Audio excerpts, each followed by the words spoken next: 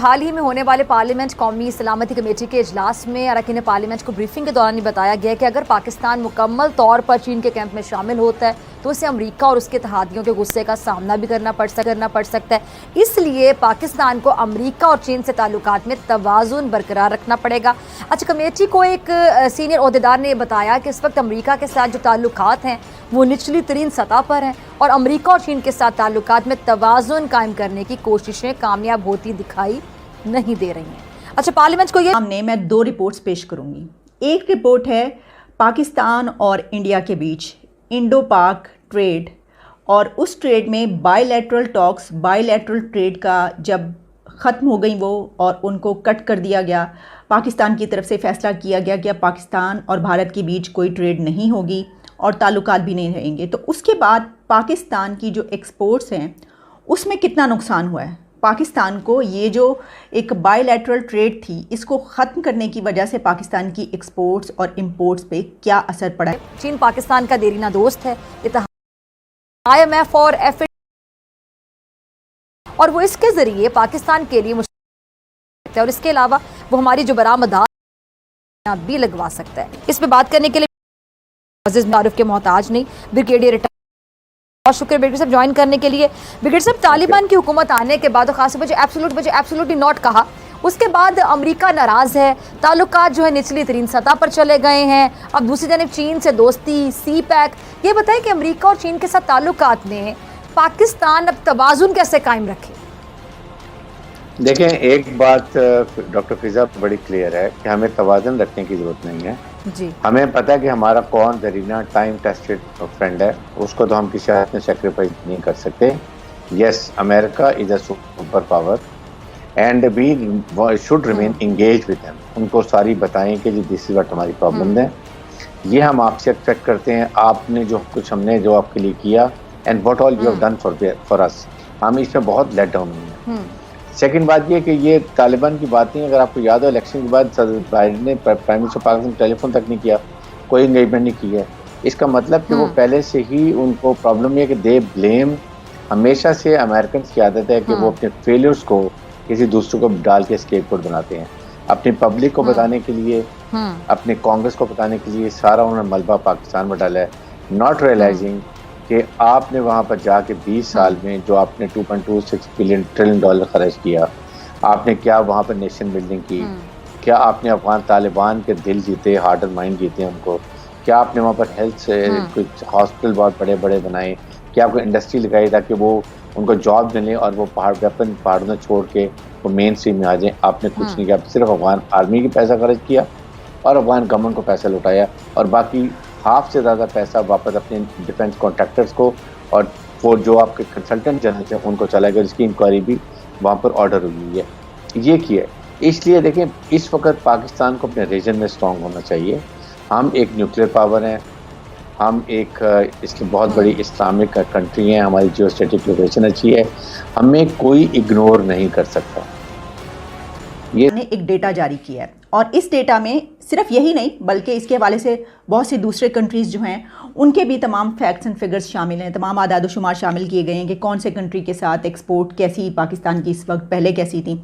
लेकिन मैं इस वक्त सिर्फ इंडो पाक के हवाले से बात करूंगी। इंडिया और पाकिस्तान के बीच बायलैटरल ट्रेड जो कि पाकिस्तान की तरफ से उसको मनक़ते कर दिया गया, ख़त्म किया गया एक कश्मीर पॉइंट की वजह से कि क्योंकि कश्मीर पे हम समझौता नहीं कर सकते और कश्मीर तो हमारी शह रग है।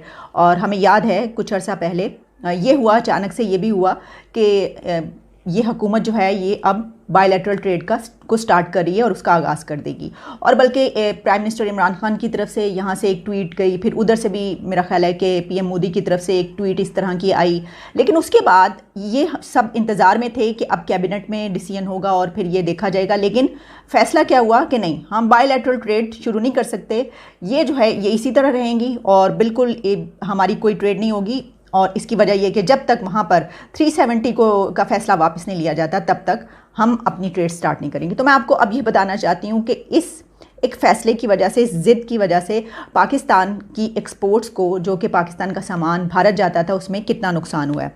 तो स्टेट बैंक का जो डेटा है वो डॉन में मुझे ये खबर मिली और मैंने कहा कि मैं ज़रूर आपके लिए ये पेश करूँ कि as per data released by State Bank of Pakistan the exports dip to $0.099 million from $1.035 million, यानी में इतनी कमी आ गई है। हम उसको बढ़ाने के लिए जो कुछ कर लें, लेकिन हमने अपने एजेंडे पे चलना है और जाहिर है कि इसमें किसका क्या मफाद है, पॉलिटिकल पार्टीज़, पॉलिटिशियंस इस चीज़ को कैसे लेते हैं, उन्होंने आगे इलेक्शन में जाना होता है, किसी ना किसी नारे पर इलेक्शन लड़ना होता है। ये सब चीज़ें जो है मद्देनज़र रहती हैं और आवाम बेवकूफ़ नहीं होती, उसको इन सब चीज़ों का पता होता है।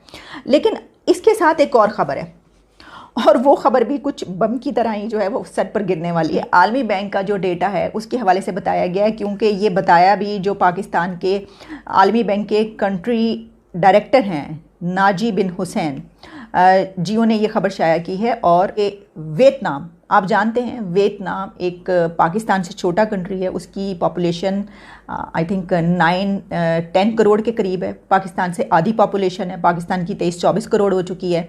लेकिन इसके बावजूद वियतनाम का इंटरनेशनल एक्सपोर्ट्स में जो हिस्सा है वो पाकिस्तान से बढ़ गया है।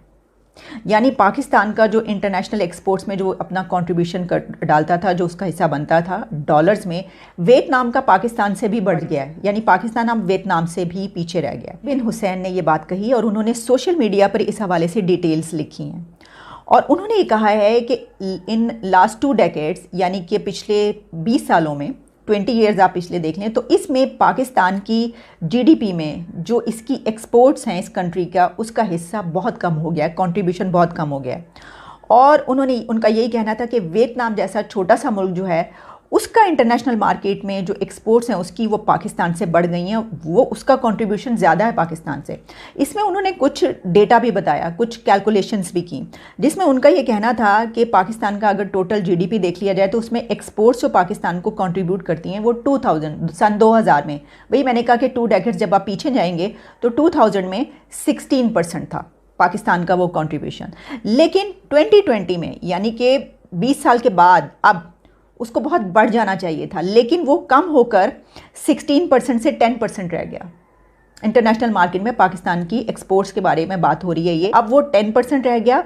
और इसका मतलब ये हुआ कि इंटरनेशनल मार्केट यानी कि आलमी मंडी में पाकिस्तानी बरामदात जो हैं, एक्सपोर्ट्स जो हैं, उनका शेयर बहुत तेज़ी से कम हो रहा है।